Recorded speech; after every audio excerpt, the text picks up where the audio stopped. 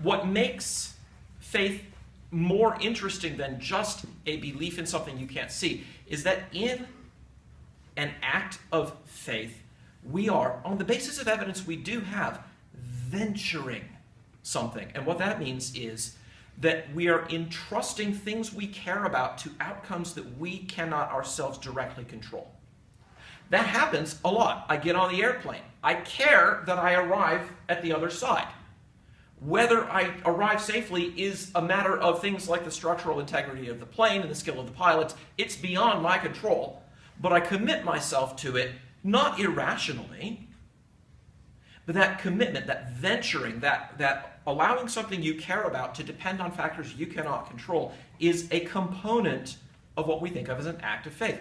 That does not have to be reasonless. And in fact, there's never a reasonless act of such venturing that is endorsed in Scripture. Right? When Jesus says to Thomas, "You have believed because you've seen. Blessed are those who have not seen and have yet believed." He's not saying, blessed are those who just wake up one day and make up a story about my resurrection. He's not talking about people who haven't got evidence. It's that they don't have this kind of evidence, the kind you can touch and see right in front of you. Thomas had rejected the evidence of trusted friends. And I'm not sure Jesus was really pleased with that. If there was a rebuke there, it was for that. It was for that, exactly. Right, so the testimony of his friends was sufficient evidence to trust that Jesus Could have been, Should have been. Should have yeah. So the other piece of faith, too, that I love is C.S. Lewis's view of it, which is that it's continuing to believe, essentially, continuing to believe in the dark what you knew to be true in the light, so that when you are under pressure and it feels like things are all wrong and it feels like there's no hope and it feels like there's no God, when you're in that kind of a situation and you say, nothing has changed except for my circumstances and my feelings, I still believe it. That's faith. And if you act on it too, with the venturing of a commitment to it, that's an important part of faith. For me, the resurrection of Jesus Christ is more a matter of knowledge than of faith, because I have, in my opinion, sufficient reasons to say that Jesus Christ rose from the dead, and I know that he did. My own resurrection from the dead is a matter of faith, because I don't have evidence yet that it's happening, other than the fact that I trust someone who said it would. That's another piece of it. You have to... I was pressed on the internet for a long time by some of Boghossian's acolytes, a guy by the name of James Lindsay in particular, to say, where's your evidence for faith? Do you have evidence for faith? Do you have evidence for faith? And I finally wrote a blog post that said, okay, there's no evidence for faith.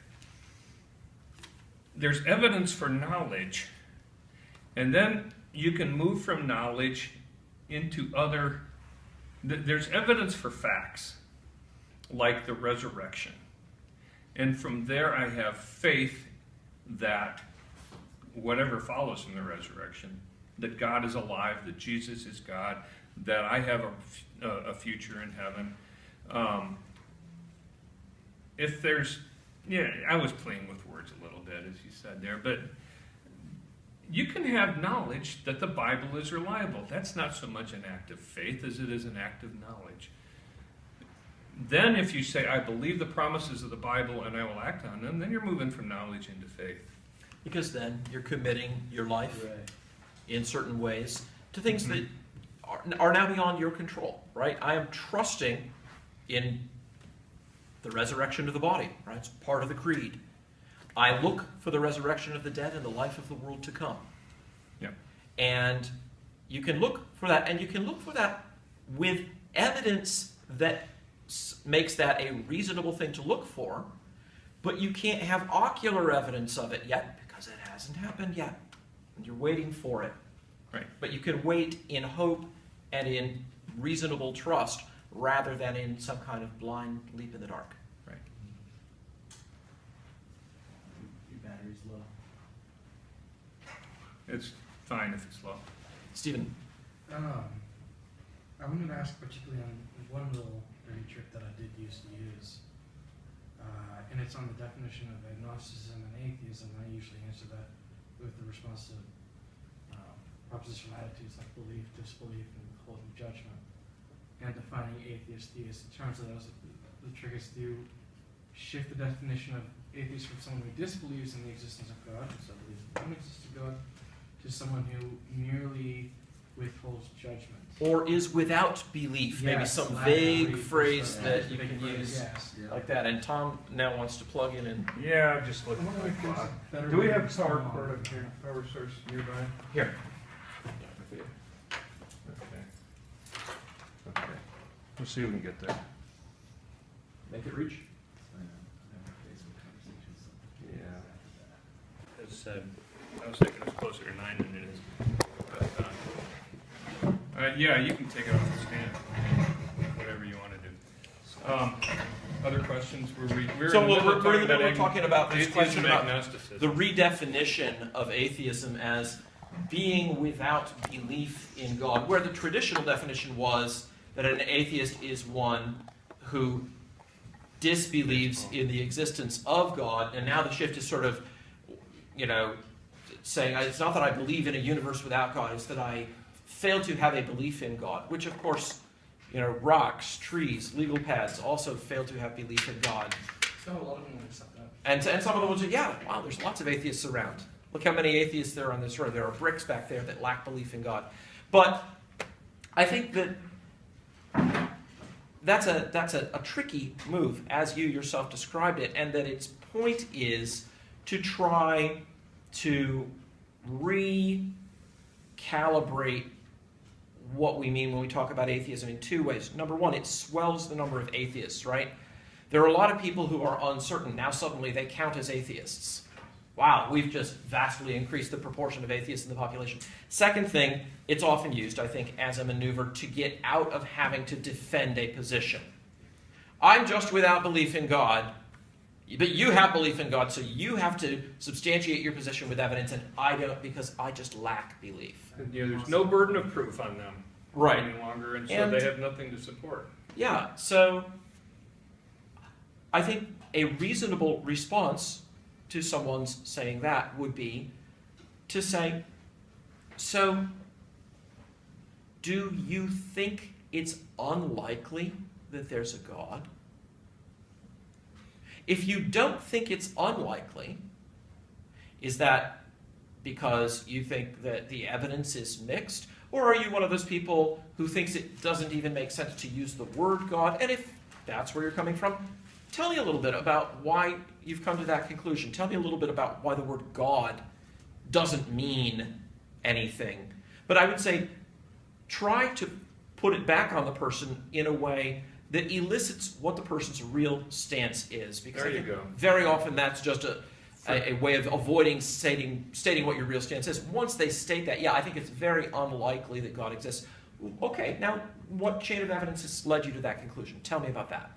Yeah, forget the label. What do you believe? Do you believe that the universe exists without a personal creator? Do you believe that the universe is impersonal at its core? That's a typical atheist position. Maybe it's the typical atheist position. If that's what they believe, then you got something you can work with. Tell me about this impersonal universe, how personality arose within it. That's a tough one.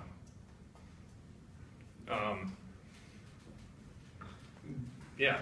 In other words, you're just asking them to justify their ontology, even if their ontology but lacks this just get belief them in to God. say something that they believe and ask them Right. to explain it, Yeah. how they came to that conclusion.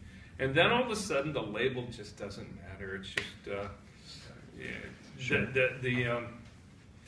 and the word games that he was describing don't matter at that point. It doesn't matter what a person doesn't believe. It matters what they do believe. Thank you. At least for these purposes. Sure. It doesn't. Yeah. Other questions?